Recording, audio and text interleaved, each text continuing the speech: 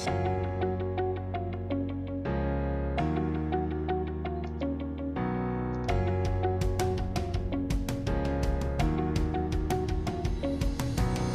दोस्तों, मैं तरुण कुमार आप सभी को आज की हिंदी कक्षा में स्वागत करता हूं।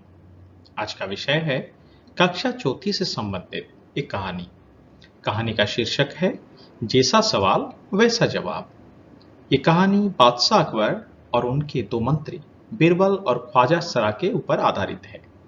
बुद्धिमान बीरबल को मूर्ख साबित करने के लिए ख्वाजा सरा एक तरीका अपनाते हैं। क्या सच में वो जीत पाएंगे? इसका उत्तर जानने के लिए ये वीडियो अंत तक जरूर देखिएगा। कहानी पठन, समझना और प्रश्न उत्तर के साथ साथ बहुत मजेदार चीजें बताई गई है। अगर आपको ये वीडियो अच्छा लगा तो सब्सक्राइब करना ना भूलिएगा, लाइक जरूर कीजिएगा और ये वीडियो कैसा लगा कमेंट बॉक्स पर लिखकर बताइएगा जरूर। तो चलिए पढ़ते हैं जैसा सवाल वैसा जवाब। इस विषय के कुछ उद्देश्य: नए शब्दों के बारे में जानकारी, कहानी को पठन कर पाएंगे, कहानी से जुड़े प्रश्नों के उत्तर लिख पाएंगे।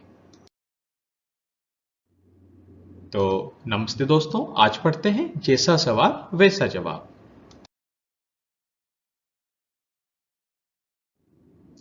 नए शब्द: बादशाह, इसका अर्थ होता है राजा या सम्राट, और उसको वाक्य में इस तरह प्रयोग कर सकते हैं: अकबर एक महान बादशाह थे। दरबारी, इसका अर्थ होता है राजसभा का सदस्य, और इसको वाक्य में इस तरह प्रयोग किया जा सकता है: राजसभा में दरबारी राजा की सहायता करते हैं। नकार खाना, राजमहल के अंदर एक जगह जहां नकारा बजता है, और इसको वाक्य में इस तरह प्रयोग कर सकते हैं: राजमहल में नकार खाना होता था। जहांपना, जो सबको शरण दे, और इसको वाक्य में इस तरह प्रयोग कर सकते हैं: राजा को लोग जहांपना कहकर पुकारते थे। आबादी, आबादी का अर्थ होता है जनसंख्या, और इसको वाक्य में प्रयोग कर सकते हैं इसे: भारत की आबादी 120 करोड़ है।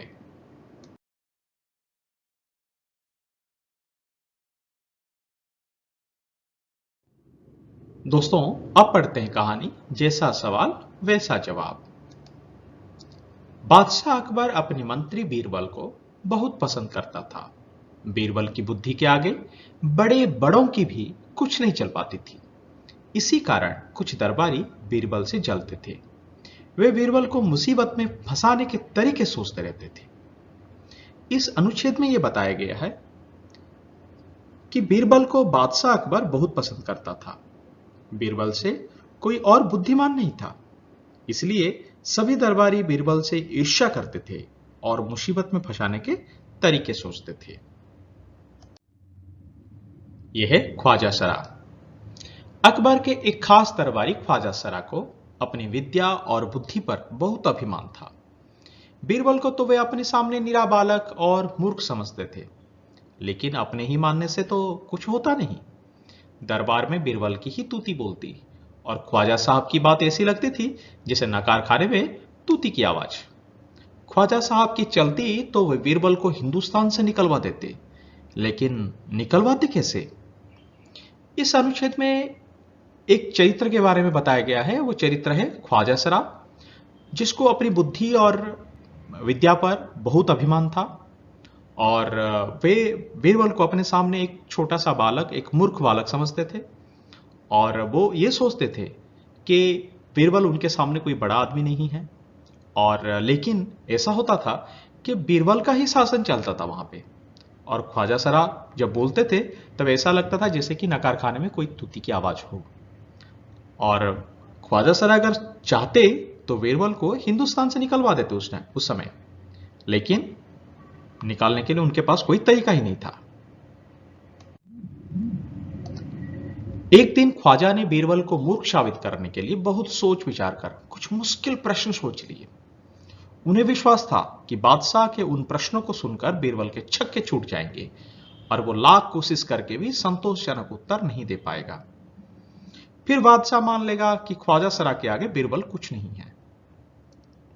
इस अनुच्छेद में यह बताया गया है कि बीरबल को मूर्ख साबित करने के लिए ख्वाजा सरा ने कुछ प्रश्न सोच लिया और वो बादशाह के पास पहुंच गए और सोचने लगे, अगर बादशाह इन प्रश्नों को बीरबल से पूछेंगे और बीरबल इसके जवाब नहीं दे पाएंगे, तब बादशाह भी मान लेंगे कि बीरबल ख्वाजा सरा के सामने कुछ भी नहीं है। ख्वाजा साहब अचकन पगड़ी पहनकर दाढ़ी से हिलाते हुए अकबर के पास पहुंचे और सिर झुकाकर बोले, बीरबल बड़ा बुद्धिमान बनता है, आप भी उसकी लंबी चौड़ी बातों के धोखे में आ जाते हैं। मैं चाहता हूं कि आप मेरे 3 सवालों के जवाब पूछकर उसके दिमाग की गहराई नाप ले। उस नकली अकल बहादुर की कलई खुल जाएगी। यहां ख्वाजा सरा अकबर से निवेदन करते हैं कि हे महाराज, अगर आप चाहते हैं कि बीरबल इतना बड़ा बुद्धिमान है तो बीरबल को मेरे इन 3 प्रश्नों के सवाल, जो 3 प्रश्न और 3 सवाल है, इसके उत्तर देने के लिए बोलिए और इससे बीरबल की बुद्धि की गहराई पता चल जाएगी और बीरबल जो अपने आप को एक अकल बहादुर समझता है उसका भी राज खुल जाएगा। ख्वाजा के अनुरोध करने पर अकबर ने बीरबल को बुलाया और उनसे कहा, बीरबल, परम ज्ञानी ख्वाजा साहब तुमसे 3 प्रश्न पूछना चाहते हैं, क्या तुम उनके उत्तर दे सकोगे? जैसे ही ख्वाजा सरा ने अकबर से अनुरोध किया तो अकबर ने बीरबल को बुलाया और बीरबल से पूछा कि ख्वाजा सरा आपसे कुछ सवाल पूछना चाहते हैं, क्या आप उसके उत्तर दे पाएंगे? बीरबल बोले, जहां पना जरूर दूंगा, खुशी से पूछे। यहां बीरबल राजी हो गए ख्वाजा सरा के प्रश्नों के उत्तर देने के लिए। ख्वाजा साहब ने अपने तीनों सवाल लिखकर बादशाह को दे दिए। अब ख्वाजा साहब जो 3 प्रश्न बनाए थे बीरबल को नीचा साबित करने के लिए, वो तीनों प्रश्न ख्वाजा साहब ने बादशाह को दे दिए पूछने के लिए। अकबर ने बीरबल से ख्वाजा का पहला प्रश्न पूछा। अब ख्वाजा का पहला प्रश्न क्या था? संसार का केंद्र कहां है? ख्वाजा साहब का पहला प्रश्न था जो कि अकबर ने बीरबल से पूछा, संसार का केंद्र कहां है? तो बीरबल ने क्या उत्तर दिया? बीरबल बहुत तुरंत जमीन पर अपनी छड़ी गाड़कर उत्तर दिया, यही स्थान चारों ओर से दुनिया के बीचों बीच पड़ता है। यदि ख्वाजा साहब को विश्वास ना हो तो वे फीते से सारी दुनिया को नाप कर दिखा दे कि मेरी बात गलत है। जैसे ही अकबर ने प्रश्न पूछा कि संसार का केंद्र कहां है, तो बीरबल के पास एक छड़ी थी और छड़ी वहां पे उसी जगह पर उन्होंने गाड़ दी और ख्वाजा अकबर से कहा कि जहां पना महाराज सम्राट जी, यही जगह जो है वो संसार का केंद्र है और ये पूरी पृथ्वी में बीचों बीच में आता है ये जगह। अगर आपको और ख्वाजा साहब को अगर कोई इसमें परेशानी हो या फिर मेरे जवाब से संतुष्ट नहीं है तो आप फीते से इस जगह को नाप ले, अपने आप पता चल जाएगा कि जगह संसार का केंद्र है। अकबर ने दूसरा प्रश्न किया, आकाश में कितने तारे हैं? अकबर का प्रश्न था आकाश में तारों की संख्या। तो बीरबल ने क्या उत्तर दिया? बीरबल ने एक भेड़ मंगवाकर कहा, इस भेड़ के शरीर में जितने बाल हैं उतने ही तारे आसमान में हैं। ख्वाजा साहब को इसमें संदेह हो तो वे बालों को गिनकर तारों की संख्या से तुलना कर ले। बीरबल ने उसके जवाब देते हुए एक भेड़ मंगवाया और भेड़ मंगवा के भेड़ के बालों को दिखा के कहा कि महाराज, इस भेड़ के जितने बाल हैं शरीर में इतने ही तारे आकाश में हैं। अगर ख्वाजा साहब को संदेह हो रहा है कि यह सही नहीं है तो वे आए और इस भेड़ के शरीर के ऊपर जितने सारे बाल हैं उन बालों को गिनती कर ले और तुलना कर ले, उनको पता चल जाएगा कि इतने ही तारे हैं। अब अकबर ने तीसरा सवाल किया, संसार की आबादी कितनी है? मतलब संसार के जनसंख्या कितनी है? तो बीरबल ने क्या उत्तर दिया? बीरबल ने कहा, जहां पना संसार की आबादी पल पल भर घटती बढ़ती रहती है, क्योंकि हर पल लोगों का मरना जीना लगा ही रहता है, इसलिए यदि सभी लोगों को इकट्ठा किया जाए तभी उनको गिनकर ठीक ठीक संख्या बताई जा सकती है। तो बीरबल ने यहां पे उस प्रश्न का उत्तर देते हुए कहा कि जहांपना हे महाराज, संसार की जो आबादी है, जनसंख्या है, कभी कोई मर जाता है, कभी कोई पैदा हो जाता है। इससे क्या होता है, कभी संख्या बढ़ जाता है तो कभी संख्या कम हो जाता है। इसलिए अगर सारे लोगों को इकट्ठा कर दिया जाएगा तो उनको गिनकर इसकी आबादी कितनी बताई जा सकती है। बादशाह तो बीरबल के उत्तरों से संतुष्ट हो गया, लेकिन ख्वाजा साहब नाक भों सिकोड़कर बोले, ऐसे गोलमोल जवाबों से काम नहीं चलेगा जनाब। बादशाह अकबर बीरबल के चतुराई से और उस सवालों से संतुष्ट हो गए, लेकिन ख्वाजा साहब संतुष्ट नहीं हुए और वो नाक मुंह सिकोड़ कर बोले, मतलब अनिच्छा जताते हुए बताए कि ऐसे गोल मोल जवाब देने से इससे काम नहीं चलेगा। बीरबल बोले, ऐसे सवालों के ऐसे ही जवाब होते हैं। पहले मेरे जवाबों को गलत साबित कीजिए, तब आगे बढ़िए। बीरबल ने बड़ी चतुराई से ख्वाजा साहब को मुंह बंद करने के लिए कहा कि हे ख्वाजा साहब, आप जिस तरह का सवाल पूछते हैं वैसे ही उत्तर पाते हैं। अगर आपको इसमें संदेह हो तो मैं जितने सारे सवालों का जवाब बताया, उस सारे सवालों के जवाब को आप झूठ साबित करके दिखाइए, तब मैं मान लूंगा कि मैं गलत बताया हूं। तो इस कहानी का नाम है जैसा सवाल वैसा जवाब। ख्वाजा साहब से फिर कुछ बोलते नहीं बना। ख्वाजा साहब इससे चुप हो गए। अब पढ़ते हैं सारांश। बादशाह अकबर अपने मंत्री बीरबल को बहुत पसंद करता था, इसलिए ख्वाजा सरा अकबर का एक खास दरबारी बीरबल को मुसीबत में फंसाने के लिए 3 सवाल तैयार किए और अकबर को दे दिए। अकबर बीरबल से ख्वाजा के 3 सवाल पूछने लगे। पहला प्रश्न था, संसार का केंद्र कहां है? इसके जवाब में बीरबल ने तुरंत जमीन पर अपनी छड़ी गाड़कर कहा, यही स्थान चारों ओर से दुनिया के बीचों बीच में पड़ता है। अकबर ने दूसरे प्रश्न में पूछा, आकाश में कितने तारे हैं? बीरबल ने जवाब में कहा, एक भेड़ के शरीर में जितने बाल हैं उतने ही तारे आकाश में हैं। उनका तीसरा सवाल था, संसार की आबादी कितनी है?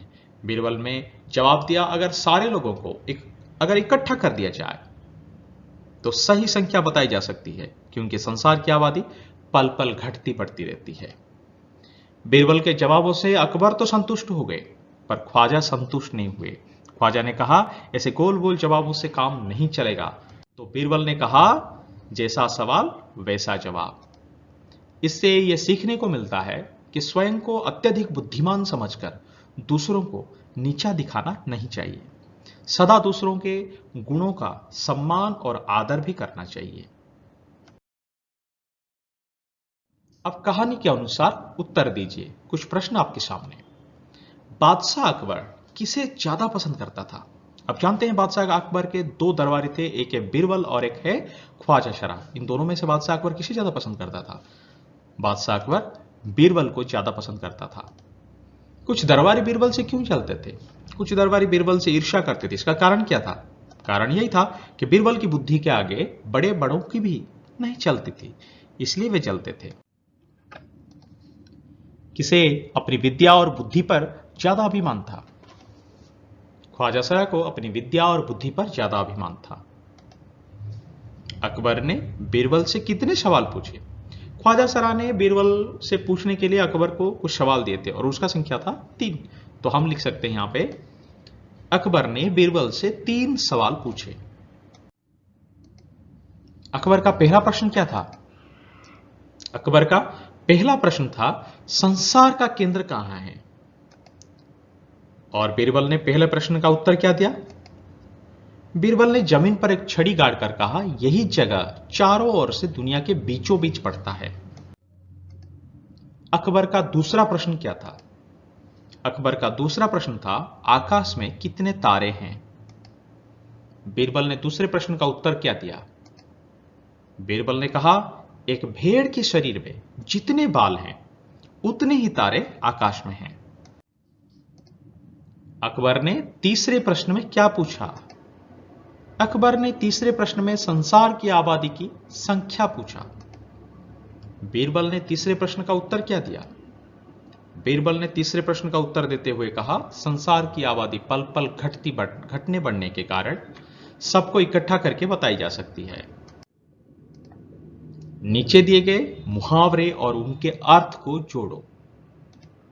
यह मुहावरे छक्के छूटना, तूती बोलती थी, कलई खुलना, नाक भों सिकोड़ना, और इनके अर्थ है भेद पता चलना, अनिच्छा व्यक्त करना, शासन चलता था, बुरी तरह पराजित होना। चलिए हम इनको जोड़ते हैं।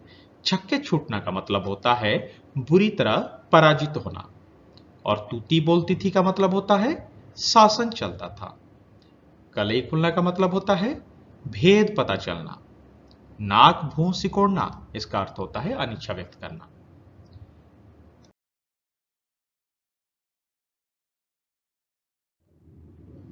तो दोस्तों, आपको आज का ये वीडियो कैसा लगा, आप इस कमेंट बॉक्स पर टाइप करके बताइएगा जरूर। और आप अगर अभी तक इस वीडियो को लाइक नहीं किए तो लाइक कर दीजिए, और इस चैनल को सब्सक्राइब कर दीजिए कुछ और नए वीडियो के साथ। और आप मुझे फॉलो भी कर सकते हैं https@tarunkumardas.blogspot.com पर। तो धन्यवाद दोस्तों, मेरे साथ बने रहने के लिए। मैं फिर आऊंगा नए कहानी और नए वीडियो के साथ। तब तक धन्यवाद, बाय बाय।